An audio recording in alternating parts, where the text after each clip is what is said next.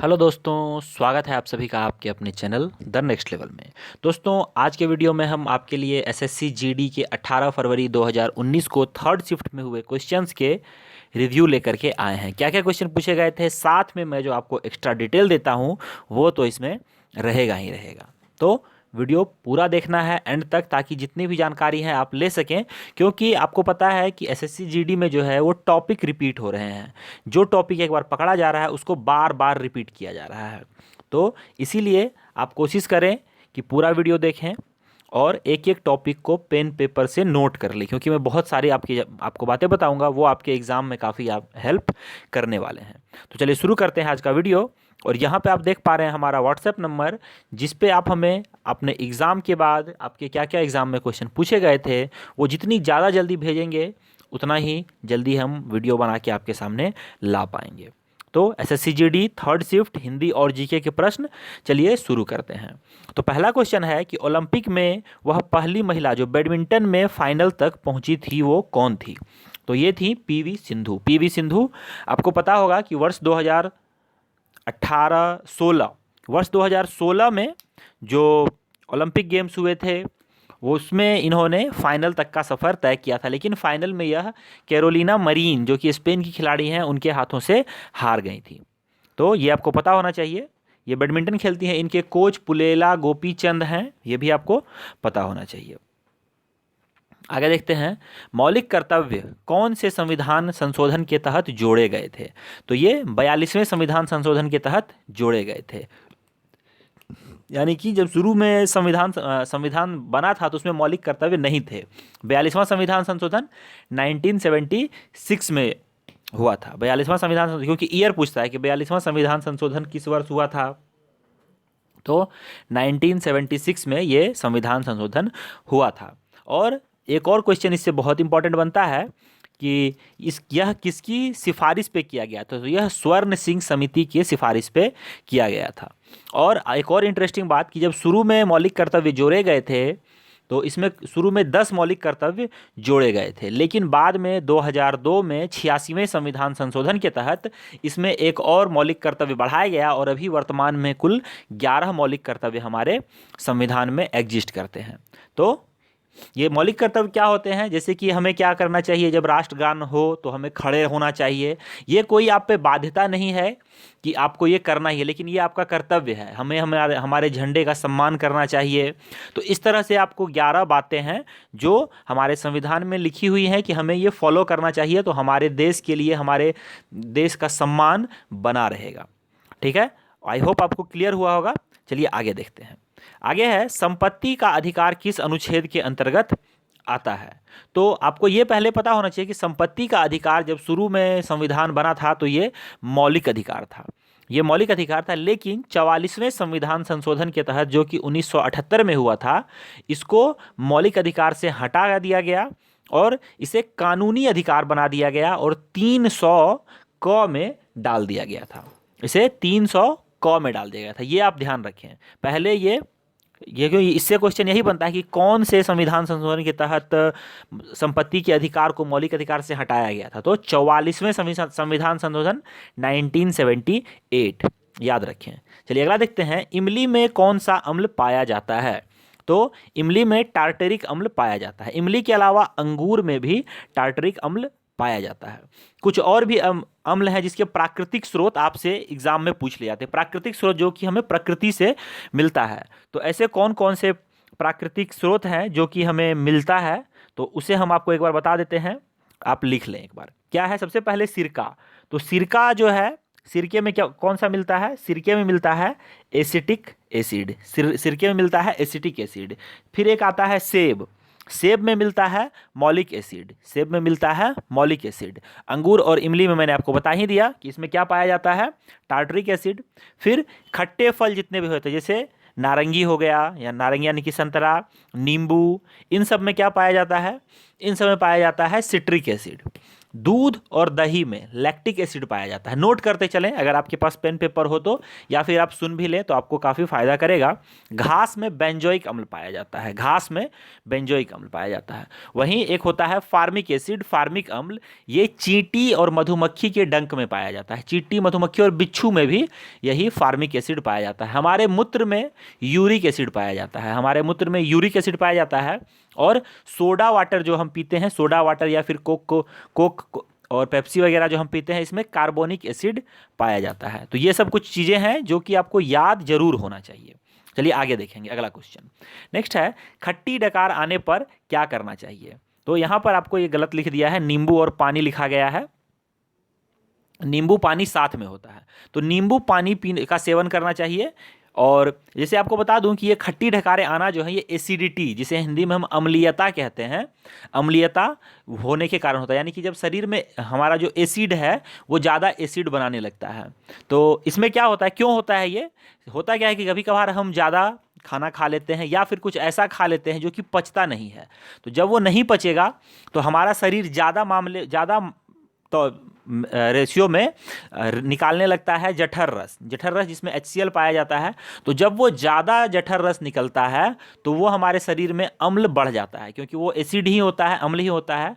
तो वो ज़्यादा बढ़ने के कारण हमारे शरीर में एसिडिटी बढ़ जाती है और खट्टी ढकारें आने शुरू हो जाती हैं। तो इसे हम दूर कर सकते हैं नींबू पानी पी के। ये तो एक साधारण हो गया, लेकिन एक बार कभी कभी एग्जाम में पूछा जाता है कि क्या खा के, तो एंटासिड की गोलियाँ खाई जाती है। एंटासिड जो क्षारकत्व, आपको पता ही होगा कि जब एसिड में हम क्षार मिलाते हैं तो वो उदासीन हो जाता है, वो लवण बन जाता है। तो वही यहाँ पे हम करते हैं, यहाँ पे हम एंटासिड की गोलियाँ खाते हैं। बाकी आपको ऑप्शन में, जैसे अगर नींबू पानी इस बार ऑप्शन में दिया होता तो नींबू पानी पीते हैं। बहुत जगह आपको कोको कोला पीने की सलाह दी जाती है, कोक पी के भी, इनो वगैरह भी जो हम पीते हैं। तो ये सभी के सभी उसी का एक लक्षण है कि हम क्षारकता को अपने शरीर में बढ़ाते हैं। एंटासिड की गोलियां खाई जाती हैं इसमें। चलिए आगे देखते हैं, कोणार्क मंदिर कहाँ पर स्थित है। तो कोणार्क मंदिर कहाँ पर स्थित है, उड़ीसा में। उड़ीसा में कोणार्क एक जगह ही है, वहाँ पे सूर्य मंदिर है। तो कोणार्क का सूर्य मंदिर कहाँ पे है, उड़ीसा में स्थित है। आपको पता होना चाहिए कि इसका निर्माण किसने करवाया था। तो गंग वंश के जो एक राजा थे, नरसिंह देव प्रथम, उन्होंने ही इसे 1250 के आसपास में बनवाया था। 13वीं शताब्दी में माना जाता है इसे। तो 1250 के आसपास इसे बनाया गया था। और ये भारत का एक वर्ल्ड हेरिटेज साइट भी है, ये भी आप याद रखिए। UNESCO world heritage site issue करती है। यूनेस्को का जो मुख्यालय है पेरिस में है, ये भी आप याद रखें। आगे देखते हैं, संविधान सभा के अस्थायी अध्यक्ष कौन थे। यहाँ पे अस्थायी नहीं, अस्थायी अध्यक्ष होगा। संविधान सभा के अस्थायी अध्यक्ष कौन थे, तो अस्थायी अध्यक्ष थे डॉक्टर राजेंद्र प्रसाद। संविधान सभा के अस्थायी अध्यक्ष डॉक्टर राजेंद्र प्रसाद थे। ये आपको पता होना चाहिए कि संविधान सभा का जो गठन हुआ था वो 6 दिसंबर 1946 को किया गया था। 6 दिसंबर 1946 को। 9 दिसंबर 1946 को जब ये बैठक बैठी थी तो उसमें पहले अस्थायी सदस्य की चुनाव किया गया था, जो कि सच्चिदानंद सिन्हा थे। सच्चिदानंद सिन्हा थे। और उसके 2 दिन बाद 11 तारीख को वोट किया गया और राजेंद्र प्रसाद जो है ये अस्थायी अध्यक्ष चुन लिए गए थे। यही आपको पूछा गया था। और यह जो है 2 साल 11 महीने 18 दिन तक चला था। और ये 24 जनवरी 1950 को इसे खत्म किया गया था। तो संविधान सभा 6 दिसंबर 1946 को गठित किया गया था, 24 जनवरी 1950 को बंद कर दिया गया था। 2 साल 11 महीने 18 दिन। ठीक है, चलिए आगे देखते हैं अगला क्वेश्चन। अगला है, ट्रेन 18 का नाम क्या है। तो ट्रेन 18 जो कि अभी सबसे ज़्यादा तेज चलने वाली ट्रेन हो गई है, इसने राजधानी को शताब्दी एक्सप्रेस को रिप्लेस किया है। तो ये वंदे भारत एक्सप्रेस है। वंदे भारत एक्सप्रेस बिना इंजन के चलने वाली ट्रेन भी है ये। तो काफ़ी चीज़ें इसमें हैं जो कि आपको पता होना चाहिए। और एग्जाम में और भी बहुत सारे क्वेश्चन इससे बने। सबसे तेज चलने वाली ट्रेन भी है ये। तो ये सब चीज़ें एग्जाम में बनेंगी आपसे क्वेश्चन। चलिए आगे देखते हैं, अगला क्वेश्चन देख लेते हैं। आगे है, मोहम्मद अली जिन्ना और शौकत अली ने कौन सी आंदोलन चलाई थी।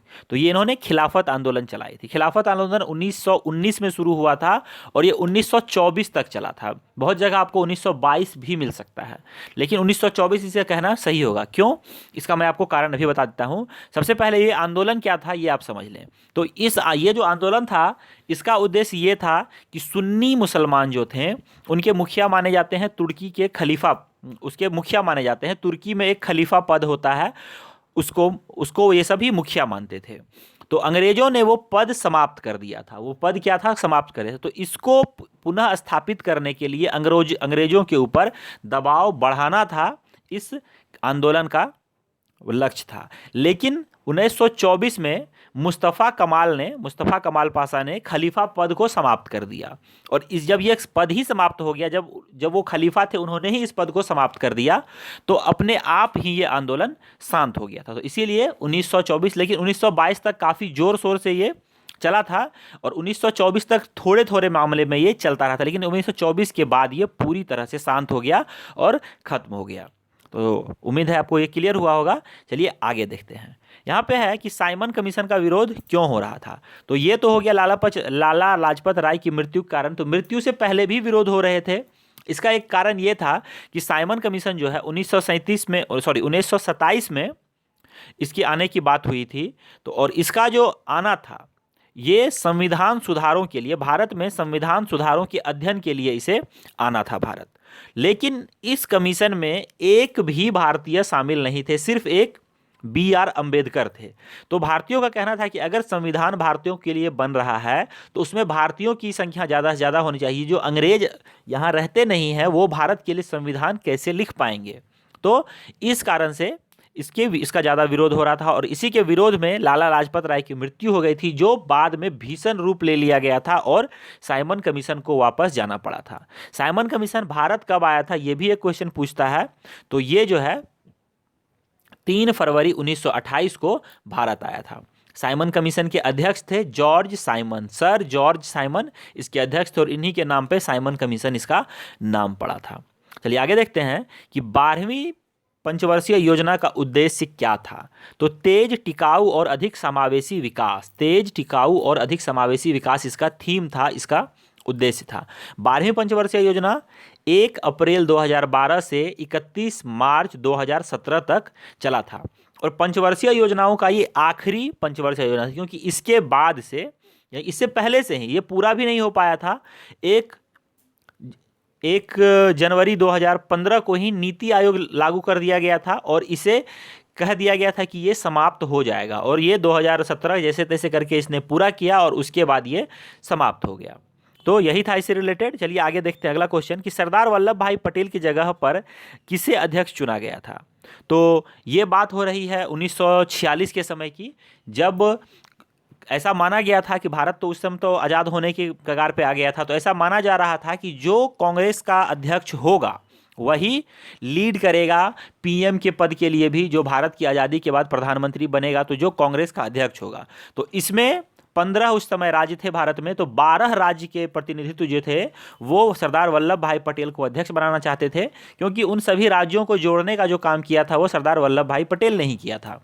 तो उन्हें वो जोड़ना चाहते थे, उन्हें ही वो अध्यक्ष बनाना चाहते थे और प्रेसिडेंट PM के पद पे भी उन्हें देखना चाहते थे। लेकिन महात्मा गांधी के विचार कुछ अन्य अलग थे और उन्होंने ऐसा नहीं करने से मना किया और उन्होंने जवाहरलाल नेहरू को इस पद के लिए चुना था।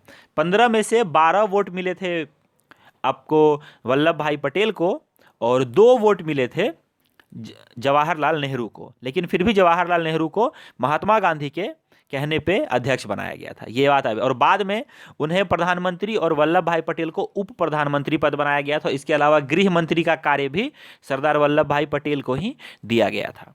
चलिए आगे देखते हैं अगला क्वेश्चन कि अलग अलग रियायतों को एक साथ किन्होंने जोड़ा था। तो ये सरदार वल्लभ भाई पटेल ने ही जोड़ा था, इसी के कारण इन्हें लौह पुरुष की संज्ञा भी दी गई थी और इनके बारे में बहुत ज़्यादा हम लोगों ने डिस्कस किया भी है। चलिए अगला देखते हैं, मून वॉक डांस का संबंध किससे है।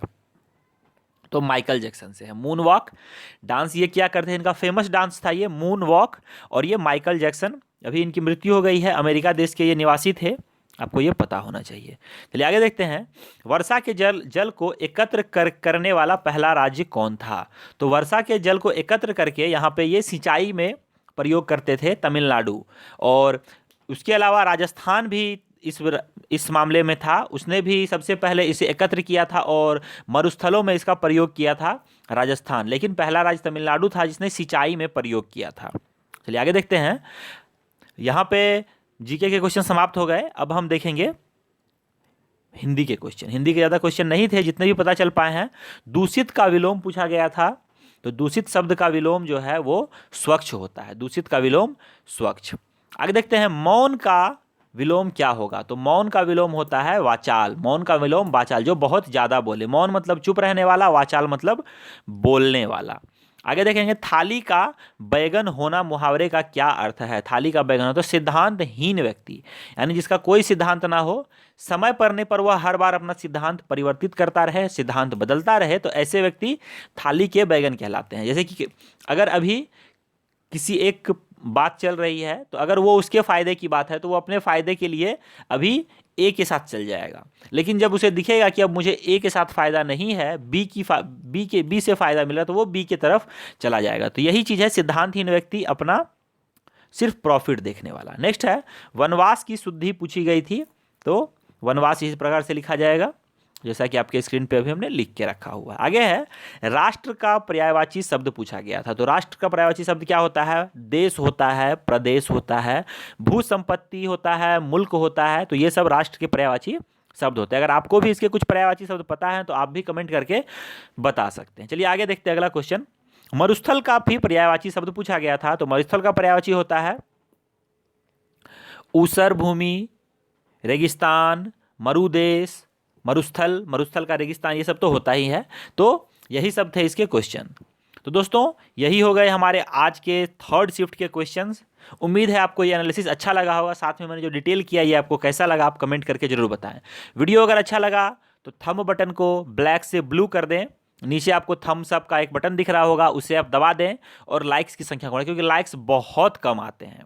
और अगर वीडियो अभी तक चैनल अभी तक सब्सक्राइब नहीं किया है तो चैनल को सब्सक्राइब कर लें, बेल आइकन को दबा दें ताकि आपको हमारे द्वारा डाले गए वीडियोस के नोटिफिकेशन टाइम टू टाइम मिल पाएँ और उन वीडियोस को देख के आप 2 कदम आगे रह सकें अपने अन्य साथियों से, क्योंकि हमारा वीडियो थोड़ा सा अलग होता है। आपने देखा होगा हम बहुत अच्छे से एक्सप्लेन करते हैं, जो कि आपके एग्जाम में काफ़ी आपको हेल्प कर सकता है। तो दोस्तों इस वीडियो में इतना ही लेना चाहूँगा मैं आपसे विदा। मिलता हूँ आपसे अगली वीडियो में कुछ इंटरेस्टिंग फैक्ट्स के साथ। जय हिंद, जय भारत, वंदे मातरम।